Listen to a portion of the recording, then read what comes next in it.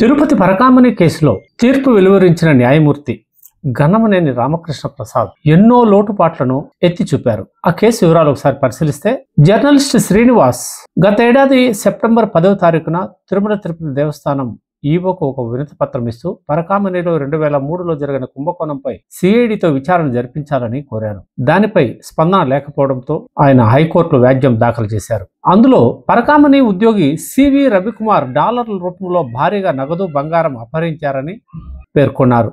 దీనిపై CVSO Y Satish Kumar April 23, 2023 April 29వ తేదీన తిరుమల 1 టౌన్ పోలీస్ స్టేషన్లో ఫిర్యాదు చేశారని, అనంతరం ఛార్జ్షీట్ కూడా తిరుపతి 2వ అదనపు మ్యాజిస్ట్రేట్ కోర్టులో ఫైల్ చేశారని పిటిషన్లో పేర్కొన్నారు.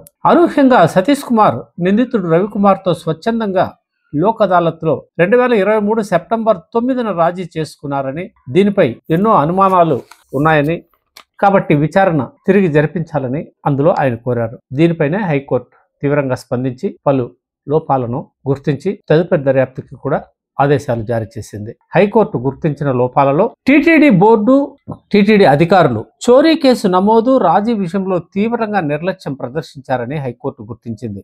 కేసు విచారణకు తీసుకునేటప్పుడు కాగ్నిజెన్స్, రాజీ ప్రక్రియను నమోదు చేసేటప్పుడు సంబంధిత కోర్టు ప్రిసైడింగ్ అధికారి సరిగా వ్యవహరించడం లేదని న్యాయమూర్తి అభిప్రాయపడ్డారు. పెద్ద జియంగార్ మఠం తరఫున సివి రవికుమార్ అనే వ్యక్తి 1985 అక్టోబర్లో పరకామణి పర్యవేక్షణాధికారిగా నియమితులయ్యారు. 2023 ఏప్రిల్ 29న చోరీ కేసు నమోదయ్యే నాటికి 38 ఏళ్లుగా ఆయన అక్కడే పనిచేస్తున్నారని కోర్టు గుర్తించింది. ఆయన ప్రభుత్వ ఉద్యోగి, అంటే పబ్లిక్ సర్వెంట్ నిర్వచనం పరిధిలోకి వస్తారని హైకోర్టు స్పష్టం చేసింది. అతనిపై ఐపీసీ సెక్షన్ 409, అంటే ప్రభుత్వ ఉద్యోగిగా ఉంటూ నేరపూరిత విశ్వాసఘాతుకానికి పాల్పడటం అభియోగాన్ని నమోదు చేయాల్సి ఉండేదని న్యాయమూర్తి అభిప్రాయపడ్డారు. ఈ సెక్షన్ కిందనే కేసు పెట్టి దాని ఆధారంగానే ఛార్జ్షీట్లోనూ 409 కింద అభియోగాలు మోపాల్సి ఉండేదని న్యాయమూర్తి స్పష్టం చేశారు. కానీ రాజీకి వీలున్న ఐపీసీ 379,